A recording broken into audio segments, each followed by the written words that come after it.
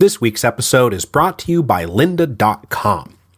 Lynda.com is the online learning platform with over 3,000 on-demand video courses to help you strengthen your business, technology, and creative skills.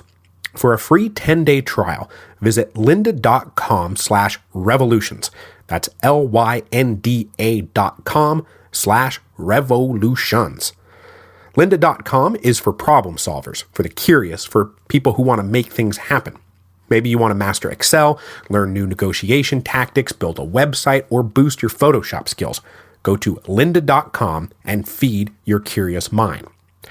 I can hardly recommend all their audio and video software tutorials, but I am about to start plowing my way through Lynda's extensive library of business skills tutorials, accounting fundamentals, finance fundamentals, income tax fundamentals. It's about time I started taking this stuff seriously. With a lynda.com membership, you can watch and learn from top experts, stream thousands of video courses on demand, and learn at your own schedule. The courses are structured so you can watch them from start to finish or consume them in bite-sized pieces. You can browse each course's transcript to follow along, or search for an answer and skip to that point in the video. Take notes as you go and refer to them later. You can download tutorials and watch them on the go, including access on your iOS or Android device. You can create and save playlists of courses you want to watch to customize your learning path, or share it with friends and colleagues or other team members. Your lynda.com membership will give you unlimited access to training on hundreds of topics, all for one flat rate. Whether you're looking to become an industry expert, you're passionate about a hobby, or you just want to learn something new, I want you to visit lynda.com/revolutions to sign up for your free 10-day trial. That is lynda.com/revolutions.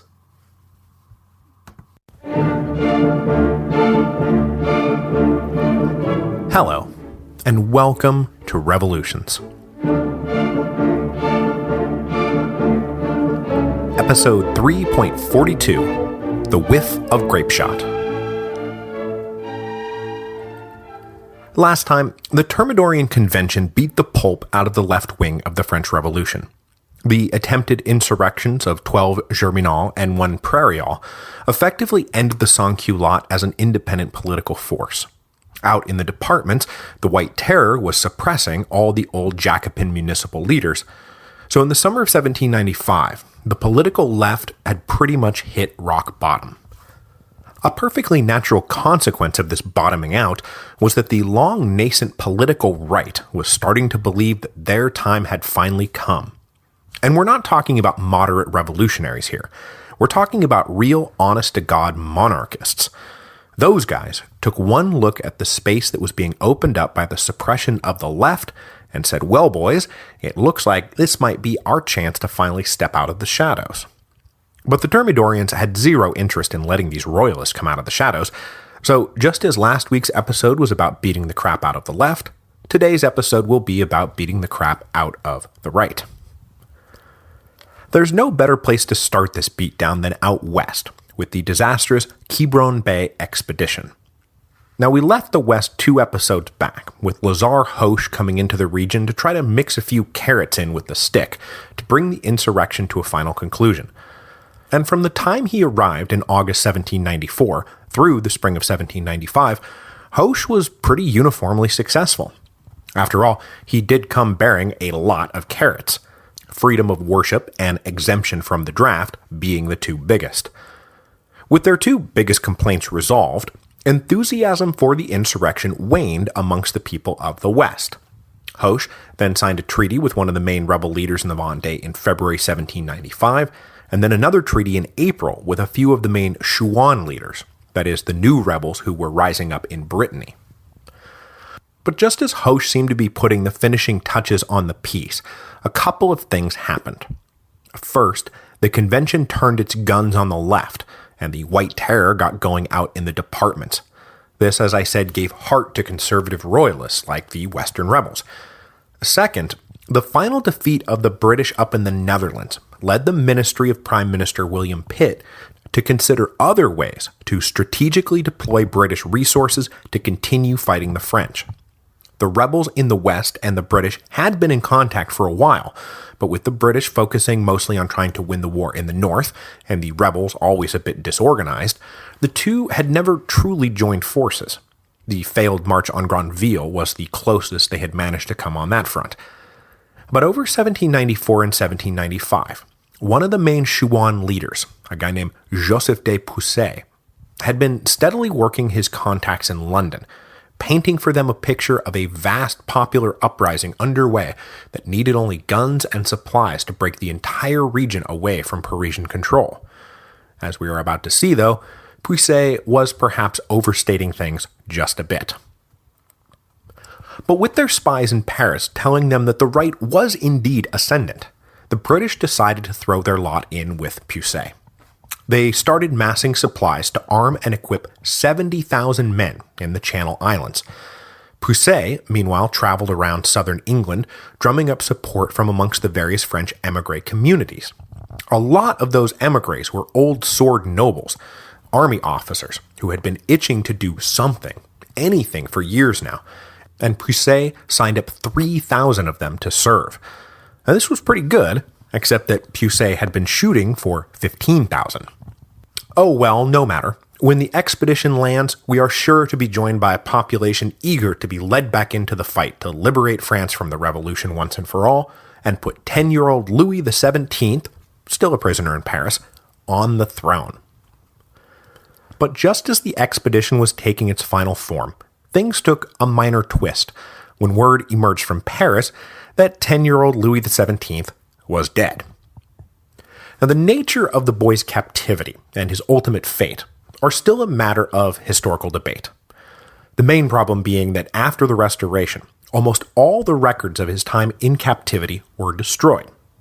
But the basic story became that after being taken away from his mother back in 1793, the boy was handed off to an illiterate cobbler, and then when that cobbler went away, the boy was locked up in solitary confinement, beaten according to the sadistic whims of his guards, and then finally died of tuberculosis after basically being neglected to death. Now, there is reason to believe that a lot of this story is exaggerated for effect, but it seems like the basics are true, and that the boy, whose health had always been fragile, was badly mistreated until he finally just died.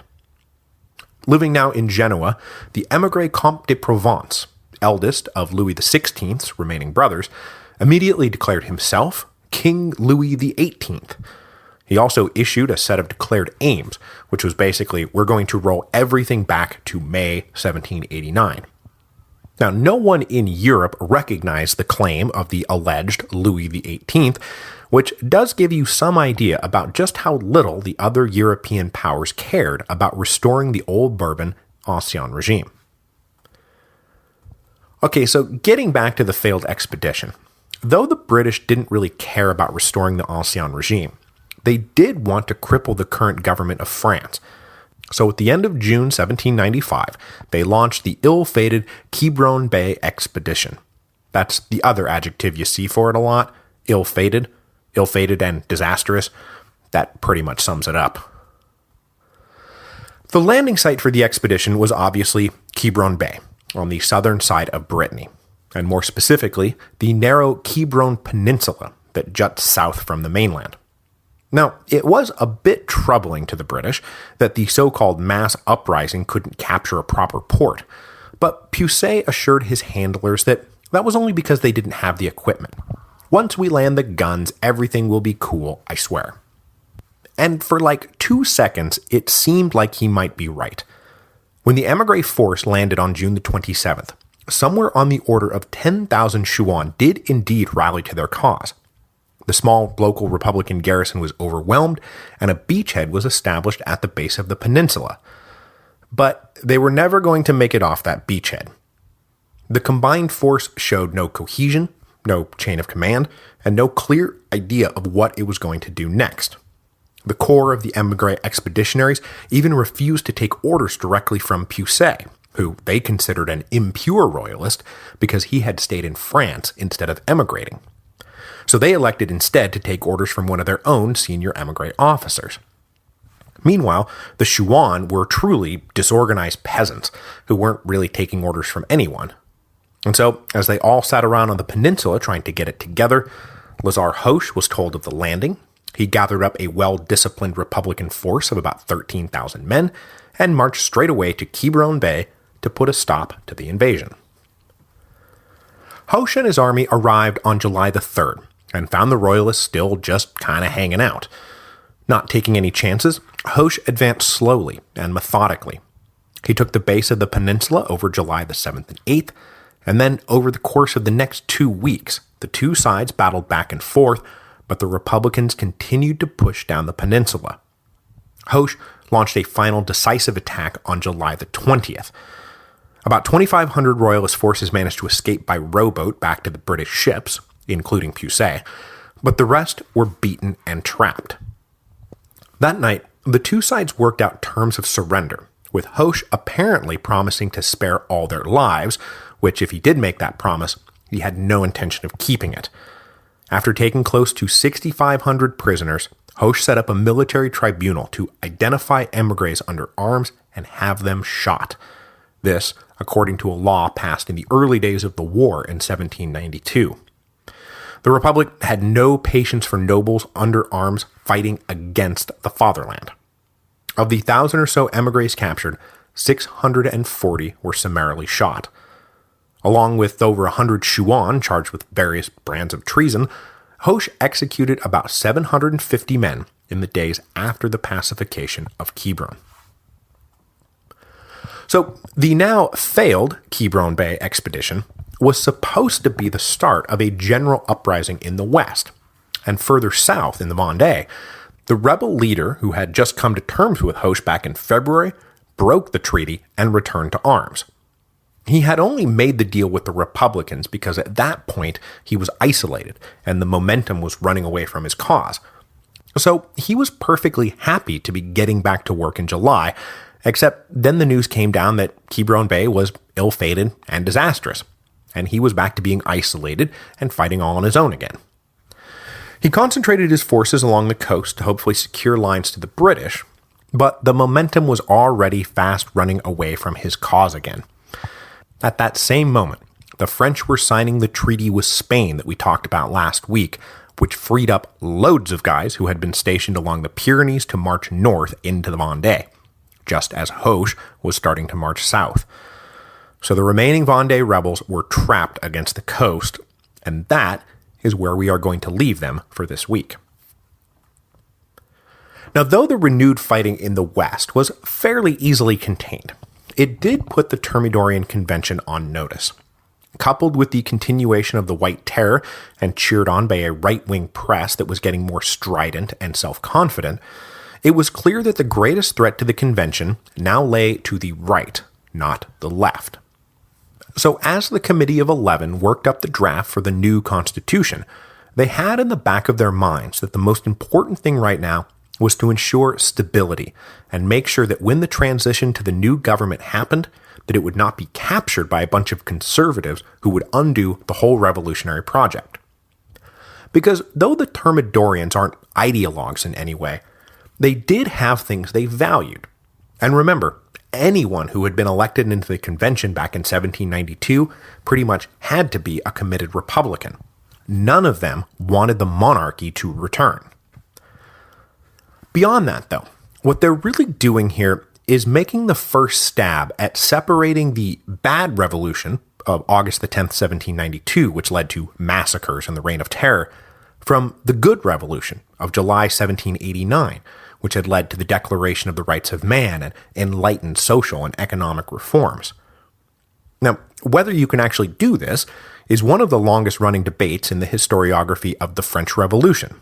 That is, whether the Reign of Terror was an integral and inevitable continuation of the events of 1789, or whether it was a bloody detour that can be safely quarantined.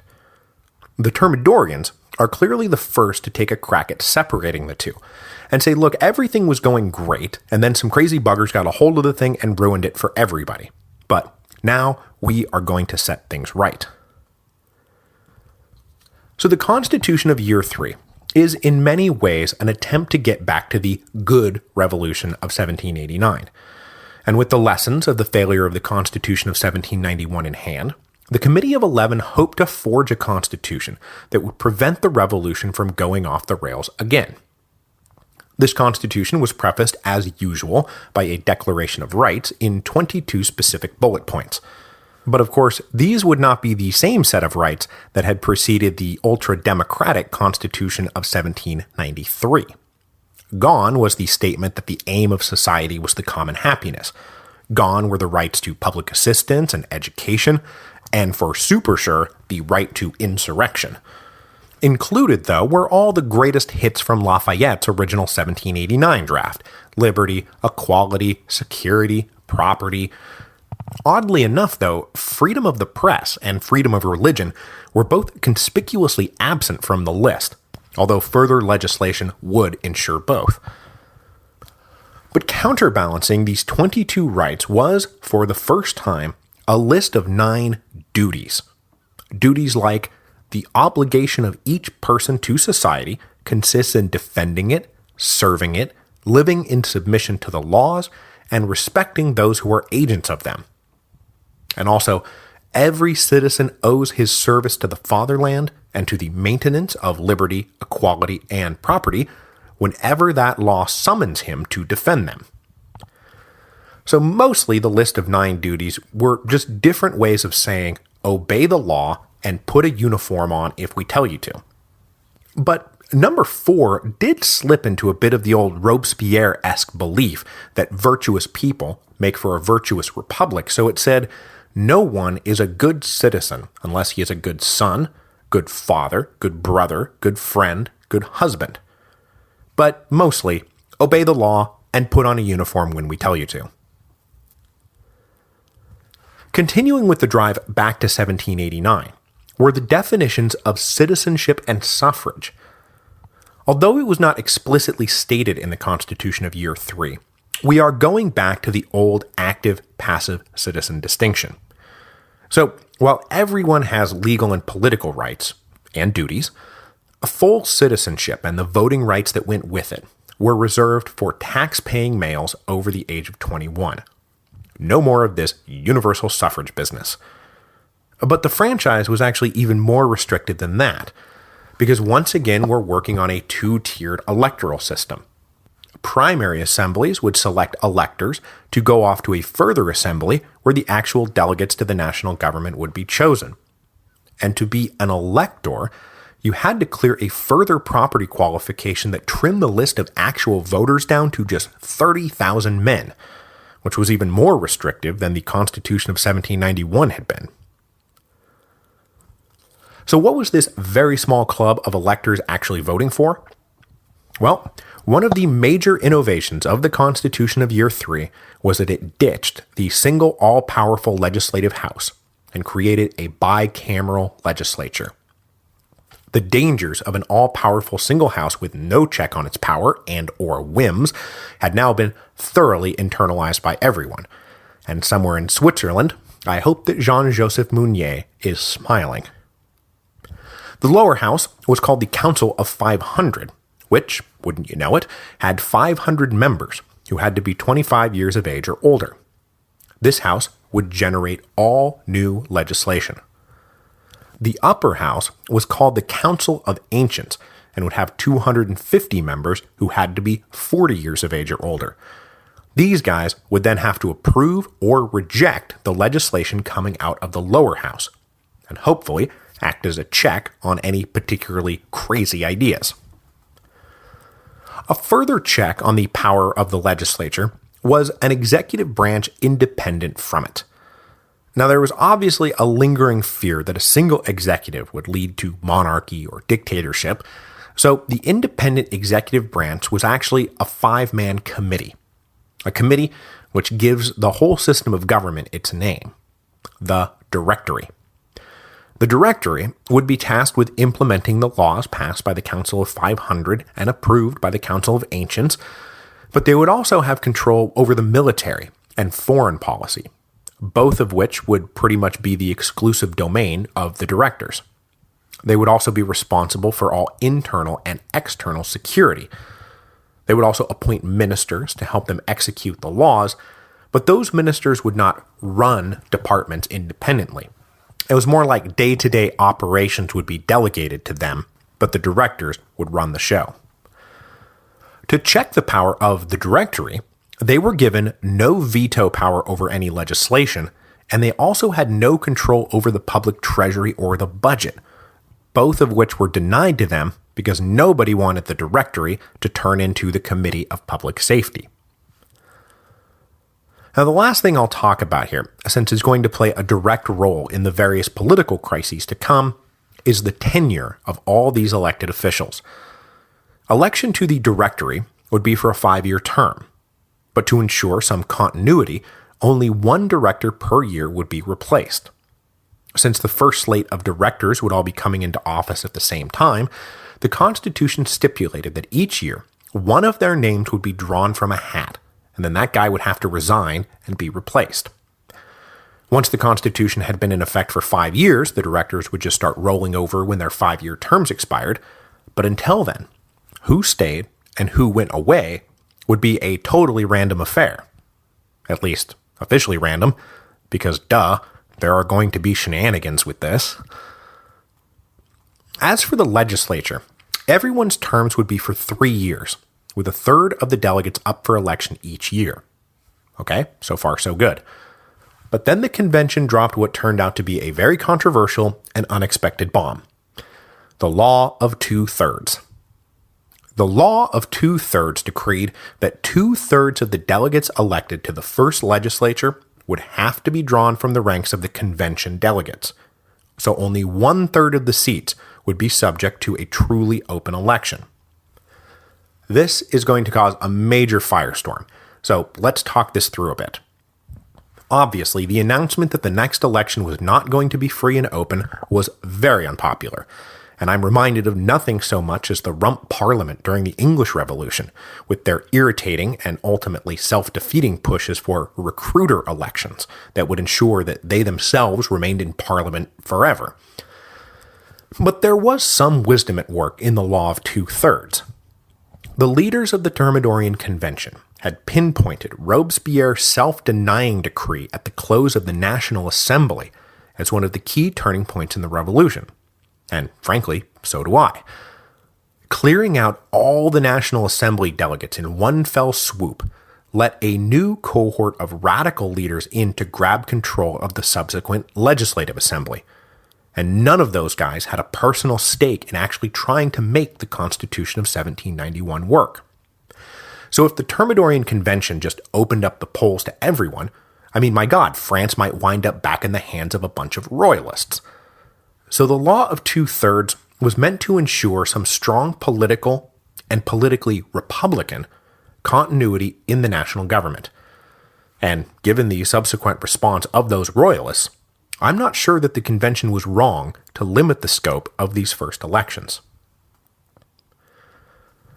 The Constitution of Year 3 was approved by the convention on August the 22nd, and as had been the case with the previous two constitutions, it was sent out to the primary assemblies for ratification in the first week of September.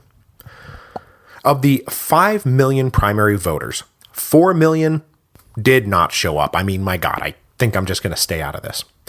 But of those who did show up, a little over 1 million said yes, and just 49,000 said no.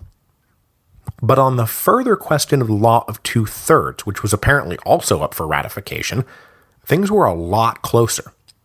Of those who decided to weigh in, 250,000 said okay, and 108,000 said no way. And that was just the raw totals. 19 different departments voted to reject the Law of Two-Thirds, and in Paris, 47 of the 48 sections voted against it. Everyone in the capital, the beaten-down leftists in the eastern sections and the rising conservatives in the western sections, wanted to see the bums in the convention tossed out, and they were not happy they were not going to get a chance to do it. In particular, though, it was the conservatives who were the most inflamed by the Law of Two-Thirds. Since Thermidor, their presses had flourished. Their Muscadin youth had been encouraged to wander the streets freely, and the White Terror was proceeding out in the departments virtually unchecked. For the right wing, including all those closeted monarchists, the next step appeared to be sweep the elections for the next legislature and truly grab hold of power. But the law of 2/3 was going to prevent that from happening, so the right was understandably ticked off.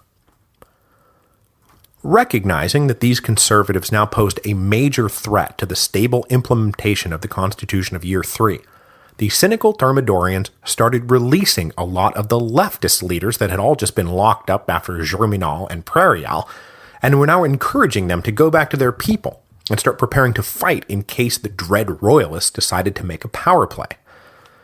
As I've said, the Thermidorians are interested in staying in power, and they are going to make a real sport of encouraging and then repressing and then encouraging again the various partisan wings whenever one side started to get too strong. The other thing they did was start transferring regular army units into Paris, which put everyone on alert that the convention was getting ready to impose the Constitution of Year 3 by force. The convention announced the vote totals on September the 23rd, 1795, which was actually the first day of Year 4.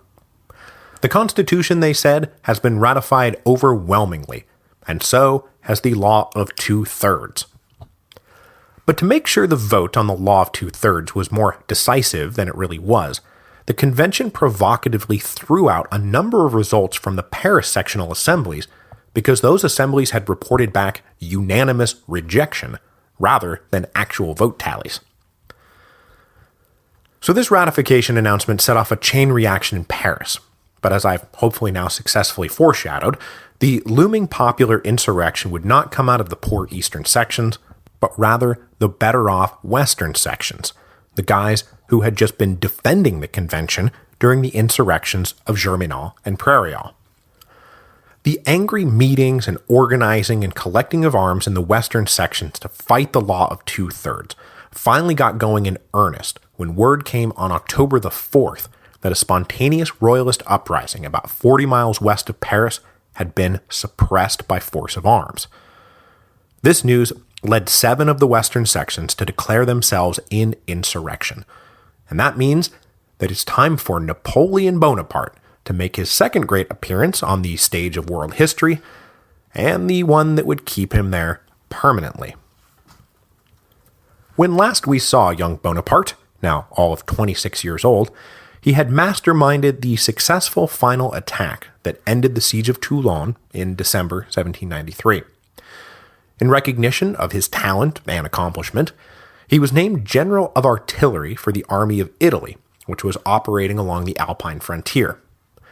Now, I haven't talked much about this theater of the war, because it's mostly been a back-and-forth stalemate while everyone concentrated on the real war up in Belgium. But that said, in the first half of 1794, General Bonaparte did have a chance to show off a little, and he drew up the plans for a nifty little campaign that helped the French win some strategic strongholds in the Alps in the spring of 1794. Now, the events of 9 Thermidor, though, temporarily threw Bonaparte's position into doubt, because obviously he was connected to the Jacobins and had been promoted at the behest of Augustin Robespierre, who has by now fallen out of a window and gotten his head chopped off. But after being investigated, the young general was ultimately returned to duty. He took part in a failed attempt to reassert French dominion over Corsica, an attempt that was blocked by the superior British Navy, and then in the reorganizations that followed the victories in the Netherlands and the withdrawal of Prussia from the war, Bonaparte was reassigned to the Vendée to serve as a general of infantry. But this being both a war not suited for an ambitious glory seeker like Napoleon, and a demotion from artillery to infantry, Bonaparte pleaded ill health and said, "Cough, cough, I just can't make it." He wound up being reassigned to the Bureau of Topography in Paris, but his continued unwillingness to take up his post in the West led to his name actually being stricken from the list of active duty generals in September 1795. So this really threatened to derail his military career. But then Providence intervened to put young Bonaparte back on the road to destiny. With an insurrection brewing in the western sections, The convention turned, as they had on 9 Thermidor, to Paul Barras to lead their counter-insurrectionary forces which amounted to about 6,000 regular army soldiers. But if you'll recall, Barras had spent his time as a representative on mission down in the southeast, and he had been one of the main political leaders supervising the siege of Toulon, and so he knew Napoleon Bonaparte well. So even though Bonaparte was technically an ex-general, Barras could think of no one better to actually lead the counter-insurrectionary forces on the ground. On the night of October the 4th, 1795, a detachment of the regular army moved to the center of the insurrectionary sections and secured promises from the local leaders that they would stand down and disarm. But as soon as the army pulled back, it was all, ha-ha, just kidding. So on the morning of October the 5th, 1795, that is 13 Vendémiaire, year 4, something like 25,000 Parisians rolled out of bed, grabbed what weapons they had around, and started gathering for a march on the convention. This time in support not of bread in the Constitution of 1793, but in favor of the restored monarchy. At least, that was a good way to portray them in the press after their insurrection had been put down. Unfortunately for the insurrectionaries, they massed south of the Seine and had to cross the river to reach the convention, and their adversary, Napoleon Bonaparte, probably knew how to defend strategic bridge crossings before he knew how to walk. He deployed strong artillery garrisons at each of the bridges, and so when the mob surged north, they hit a bunch of cannon-line choke points. A standoff lasted into the afternoon, but at about 4:30, Bonaparte decided he was done messing around, and he ordered the artillery to just start firing. Now, in his famously incomprehensible poetic history of the Revolution, Thomas Carlyle quoted Napoleon as saying he drove off the insurgents with a whiff of grape shot. And so that's sort of the legend that's grown up around this incident. But really, there was a pretty good battle that ran steadily for about 6 hours, and further skirmishing went on into the morning. The insurgents never made it across the river, and never really threatened the convention, but it did take more than a whiff of grape shot to drive them off. And outnumbered as he was, the real reason Bonaparte probably won was that the insurgents ran out of ammunition before he did. The insurrection of 13 Vendémiaire wound up being an important milestone in the history of the French Revolution. For one thing, obviously, it paves the way for the inauguration of the Directory. For another, it was in thanks for saving the convention that Napoleon Bonaparte was given command of the army of Italy, where he is really going to get going on the road to destiny. Finally, this was, the last major popular insurrection in Paris. The last time that the citizens of the capital would attempt by mass force to impose their will on the national government. The eastern sections had already been disarmed, and their political institutions crushed. So now, in their final days before handing power over to the Directory, the convention would do the same for all the Paris sections. No more local assemblies, no more locally controlled National Guard units, no more guns and no more cannons for anybody. And that meant that the days of insurrection are over. Next week, we will move into the first days of the Directory, introduce the directors, well, a few of the important ones anyway, and then get to following the various attempts to undermine and break the new Directory system before it could get settled in. The days of insurrection were over, yes, but that did not mean that the ambitious, the dissatisfied, and the visionary were going to stop lusting after power.